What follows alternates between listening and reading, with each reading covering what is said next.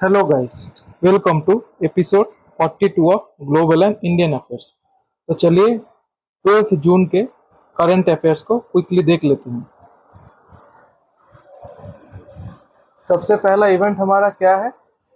सबसे पहला इवेंट है world day against child labour 2023। So world day against child labour 2023 कब सेलिब्रेट किया गया या ऑब्जर्व किया गया? 12 जून को, यानी आज के दिन। Since 2002, 12th June has been designated as World Day Against Child Labor. The International Labour Organization (ILO) established this significant day. The event aims to mobilize efforts to end child labor and raise awareness of this issue. This year's theme is Week of Action Against Child Labor. So 2002 से world day against child labour observe किया जा रहा है on 12 जून। ठीक है, किसने establish कर दिया इसको? इंटरनेशनल लेबर ऑर्गेनाइजेशन ने। इस साल का थीम क्या है? Week of action against child labour. So हमको क्या याद रखना है? हमको याद रखना है कि world day against child labour जो है 12 जून को सेलिब्रेट होता है। एस्टेब्लिश किया था 2002 को in 2002 by International Labour Organisation. Theme क्या है? Week of action against child labour. ठीक है, चलते हैं नेक्स्ट इवेंट पे। The 12th edition of joint military exercise Ekuverin between the Indian Army and the Maldives National Defence Force commenced at Chaubatia Uttarakhand from 11 to 24 June 2023। So एक चीज ध्यान में रखिएगा, कल के एपिसोड में हम लोगों ने बात किया था, एक था एक्सरसाइज जो कि मालदीव्स में हो रहा है बिटवीन इंडियन नेवी एंड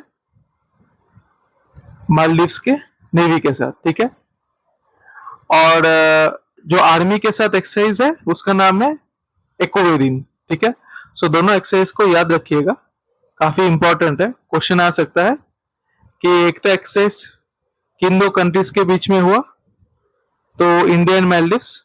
दूसरा ये भी आ सकता है कि एकता एक्सरसाइज इंडियन आर्मी और मालदीव्स आर्मी के बीच हुआ, या इंडियन नेवी मालदीव्स नेवी, या इंडियन एयरफोर्स या मालदीव्स एयरफोर्स। सो एकता जो है वो है Indian navy and Maldives navy. Ekuverin जो है वो है जॉइंट मिलिट्री एक्सरसाइज। ठीक है, कहां पे हो गए ये? छौबटिया उत्तराखंड में। ठीक है, चलते हैं नेक्स्ट इवेंट पे। The supreme audit institution 20 SAI 20 engagement group also called SAI 20 summit under India G20 presidency was held in Goa. ठीक है, so supreme audit institution engagement group SAI 20 summit was held in Goa. ठीक है, ज्यादा कुछ important नहीं है यहाँ से। साई 20 समिट कहाँ पे हुआ? गोवा में। बस इतना याद रखने से हो जाएगा। ठीक है, चलते हैं नेक्स्ट इवेंट पे। Amit Agrawal appointed as CEO of unique identification authority of India. So Amit Agrawal को UIDAI का CEO बना दिया गया है। ठीक है,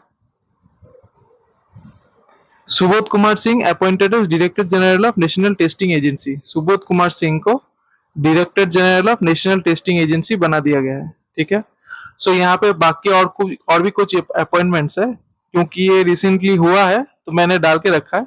मुझे जहां तक आर्टिकल पढ़ के लगा कि पहला दो जो है वो थोड़ा सा इंपॉर्टेंट है, आपको ध्यान में रखना चाहिए।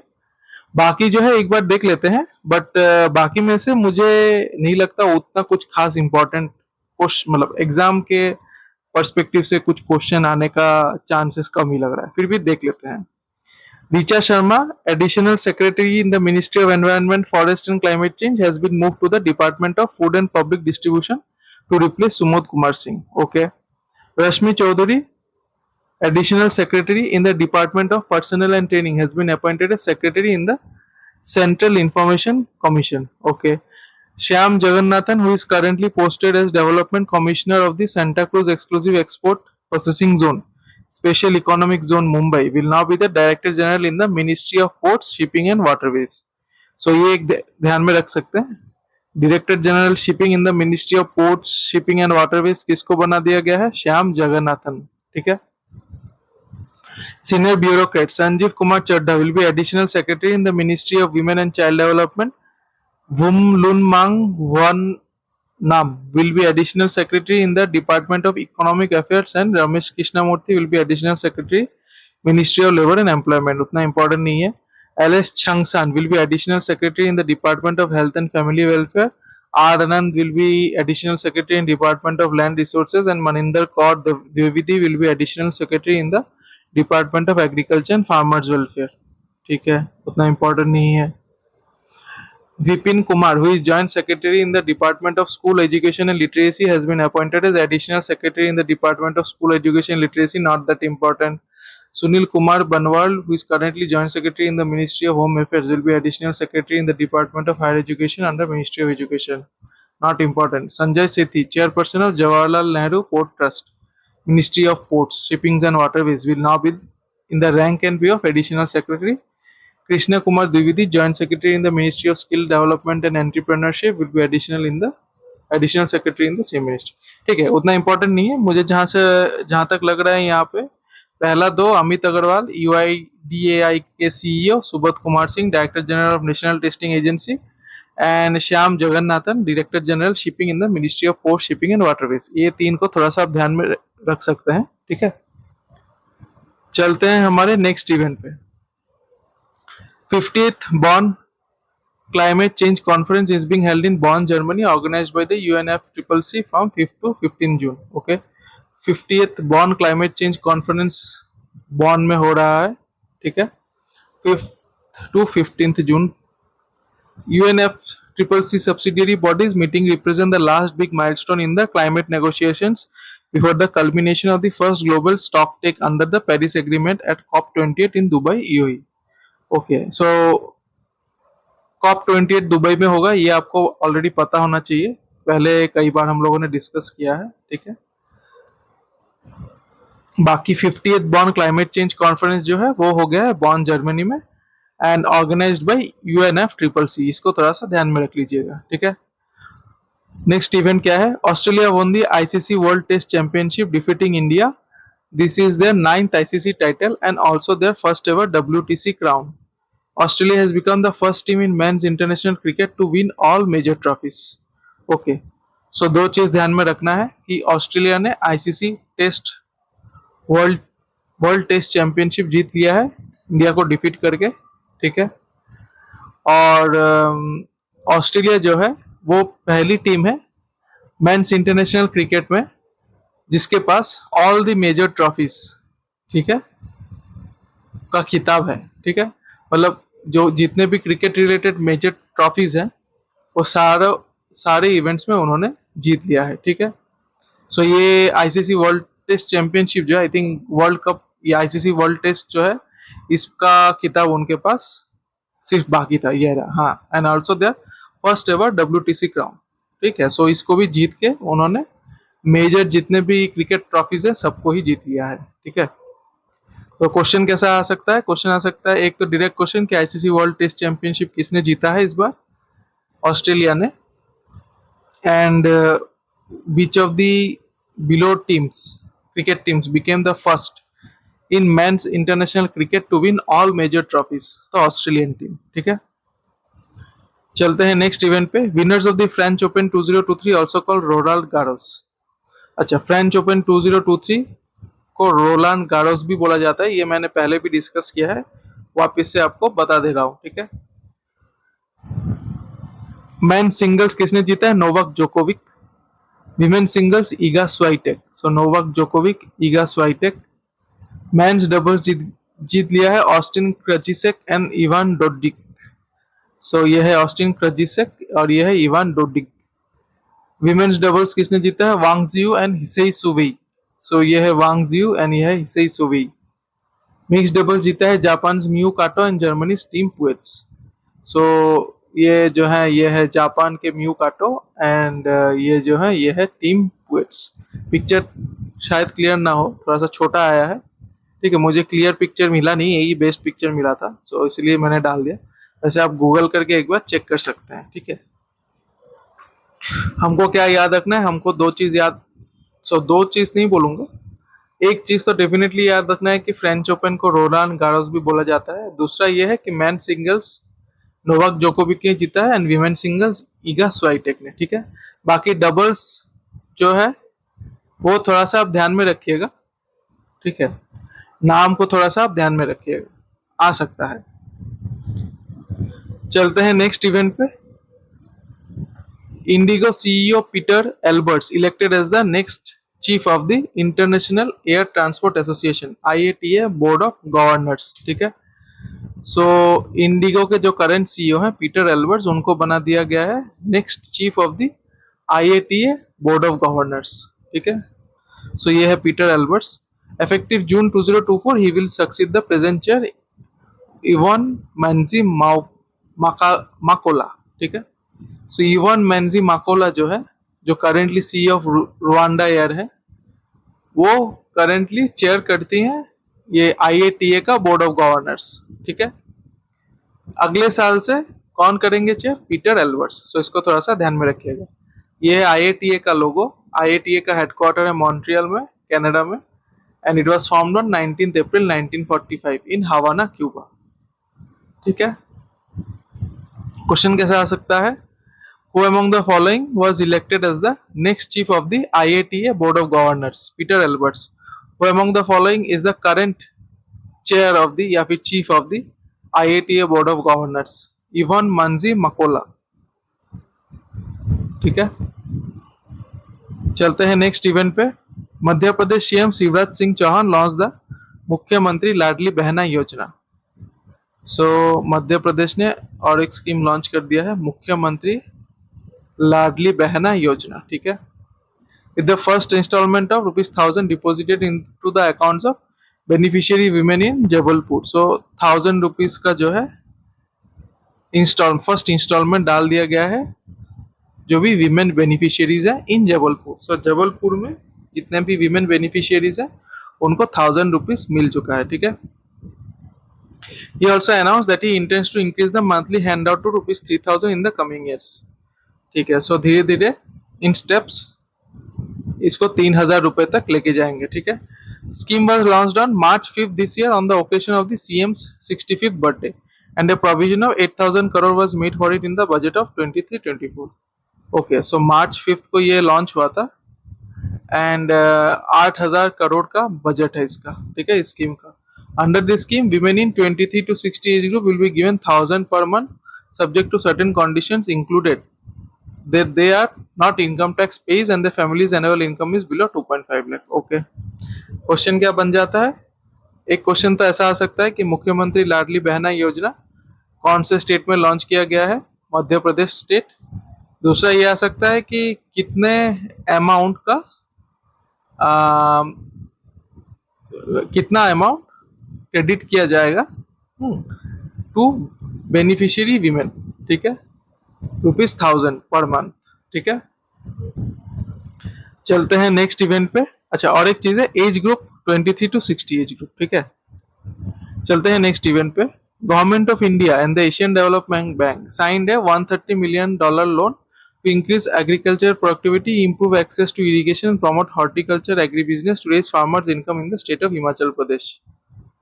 सो हिमाचल प्रदेश में हॉर्टिकल्चर एग्री बिजनेस को इम्प्रूव करने का, ठीक है, providing access to irrigation as well as raise farmers income, ठीक है, ये तीन चीज को अचीव करने के लिए गवर्नमेंट ऑफ इंडिया ने एशियन डेवलपमेंट बैंक के साथ हाथ मिला लिया है, ठीक है, फॉर ए $130 million लोन। सो इसको थोड़ा सा ध्यान में रखिएगा। क्वेश्चन आ सकता है कि recently the government of India signed a $130 million loan to increase agricultural productivity and raise farmers income in the state of Himachal Pradesh, या फिर with which of the following banks in the state of Himachal Pradesh? Asian Development Bank, ठीक है। सो दो तरीके का question आ सकता है, सो इसको थोड़ा सा ध्यान में रख लीजिएगा। The project interventions will help increase the income and resilience to the effects of climate change of at least 15,000 farm households across 7 districts of the states, namely Bilaspur, Hamirpur, Kangra, Mandi, Sirmaur, Solan and Una. अच्छा, सो ये जो 7 डिस्ट्रिक्ट्स हैं यहाँ पे बेसिकली ये horticulture को grow करने का, इरिगेशन को टैकल करने का ज्यादा फोकस रहेगा, ठीक है। This households have stop farming और have reduce their farming areas because of a lack of irrigation facilities and crop damage by wild and stray animals. Okay, ठीक है। चलते हैं नेक्स्ट इवेंट पे। Global alliance for entrepreneurship game, a mass entrepreneurship enablement platform and small industries development bank of India, SIDBI. So GAME and SIDBI, the principal financing body of small enterprises, announced that joint partnership to launch the NBFC Growth Acceleration Program. So NBFC Growth Acceleration Program किन दो organisations ने tie up किया है launch करने के लिए? Global alliance for mass entrepreneurship and SIDBI, ठीक है। This program aims to handhold smaller NBFCs that have at least 60% of their exposure to MSMEs. It will work on capacity building of at least 100 smaller NBFCs with assets under management ranging from rupees 75 to rupees 250 crore, who primarily lend to micro and small businesses in tier 2 and tier 3 cities. NGAP is expected to be rolled out in August 2023. Okay. So हमको क्या याद रखना है? हमको एक याद रखना है कि NGAP NBFC growth acceleration programme दो ऑर्गेनाइजेशन के बीच टाई अप है, गेम एंड एसआईडीबीआई, ठीक है।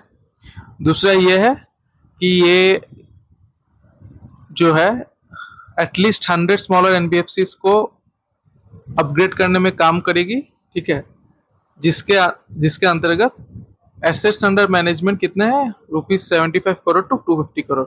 सो ये है क्राइटेरिया, ठीक है। अभी एनबीएफसी तो काफी सारे होंगे, सब तो क्वालिफाई नहीं कर पाएगा ना, सबको तो दे नहीं सकते। सो ये 75 करोड़ टू 250 करोड़ के रेंज में जिसका जितना एसेट्स होगा वो इस एनबीएफसी ग्रोथ एक्सेलरेशन प्रोग्राम को या फिर प्रोग्राम में इंक्लूड हो जाएंगे, ठीक है।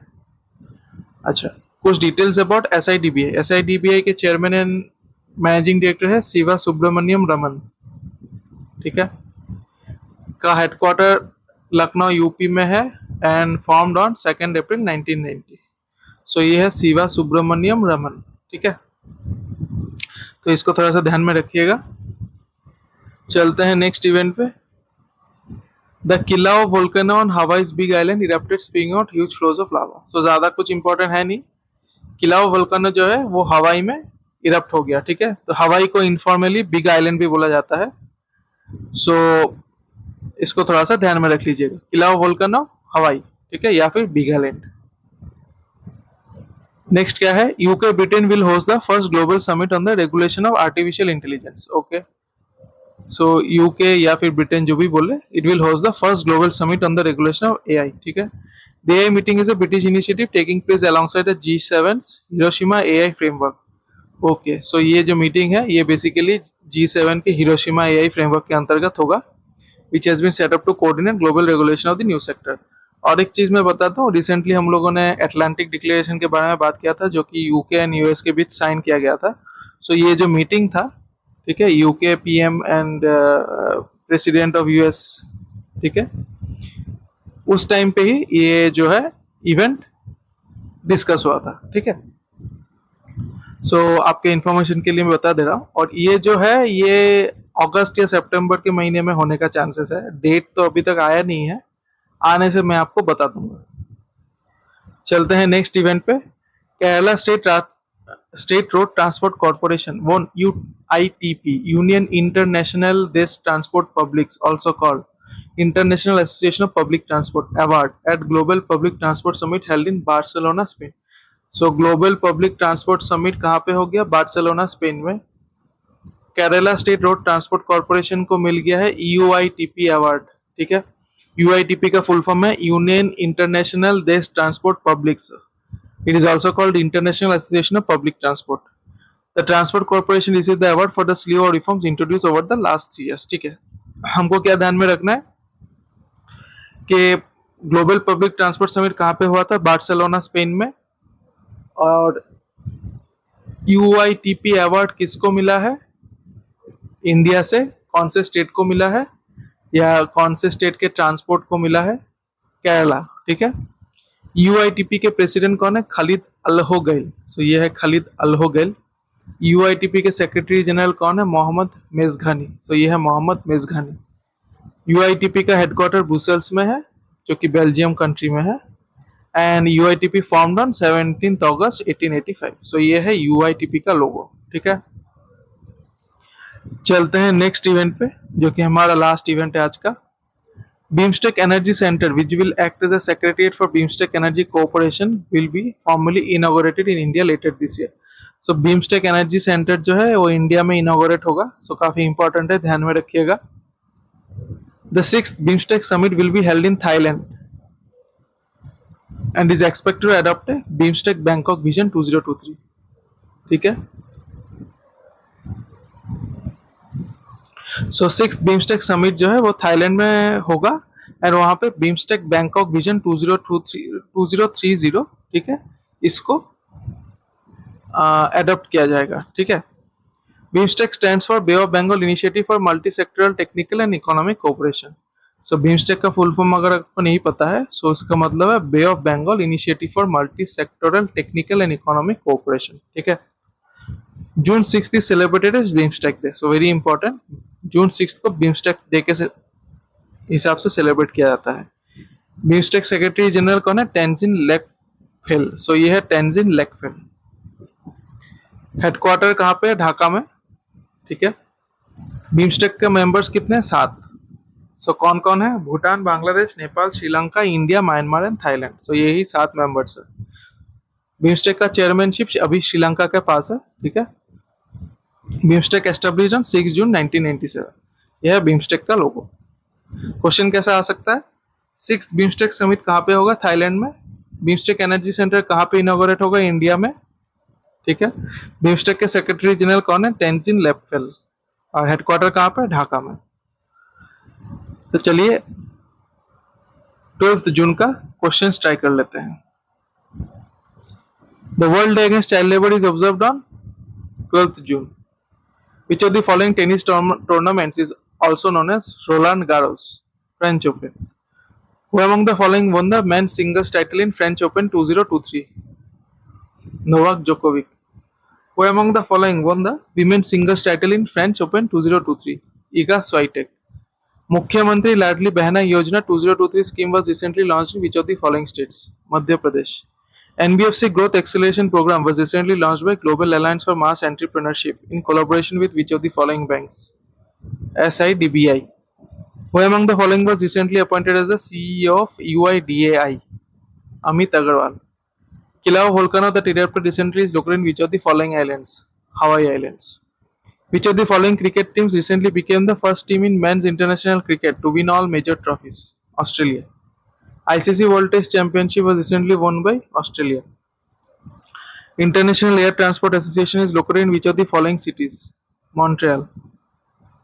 Who among the following was recently elected as the next chair of International Air Transport Association Board of Governors? Peter Elbers. यूवन मंजी मकोला जो है वो करंट चेयर है। ठीक है, नेक्स्ट चेयर है पीटर एल्बर्ट्स। और विली वाल्स जो है ये है डायरेक्टर जनरल। ठीक है, तो इसको थोड़ा सा ध्यान में रखिएगा। सो विली वाल्स जो है वो है डायरेक्टर जनरल। इसको मैं यहाँ पे लिख देता हूँ। ठीक है, डायरेक्टर जनरल ऑफ IATA। ठीक है,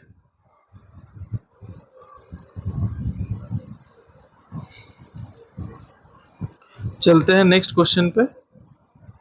नेक्स्ट क्वेश्चन क्या है हमारा? The exercise Ekuverin is a joint military exercise between India and which of the following countries? Maldives. The 50th Bonn Climate Change Conference was organized as a precursor to COP28 by which of the following organizations? UNFCCC. Which of the following countries will host the first global summit on the regulation of artificial intelligence? UK. 6th BIMSTEC summit will be held in which of the following countries? Thailand. BIMSTEC Energy Center will be inaugurated in which of the following countries in 2023? India. BIMSTEC headquarters is located in Dhaka. Which of the following state transportations won the UITP award at the Global Public Transport Summit? Kerala. UITP headquarters is located in Brussels. So guys, आज के लिए इतना ही। मिलते हैं कल के episode में। आशा करता हूँ कि जो भी इंफॉर्मेशन हम लोगों ने डिस्कस किया वो आपके लिए काफ़ी हेल्पफुल रहेगा। अगर आपको लगता है कि मैंने कुछ गलत इन्फॉर्मेशन दिया है तो डेफिनेटली मुझे कमेंट करके करेक्ट करवा दीजिएगा। तो चलिए आज के लिए इतना ही, मिलते हैं कल के एपिसोड में। Good night and thank you.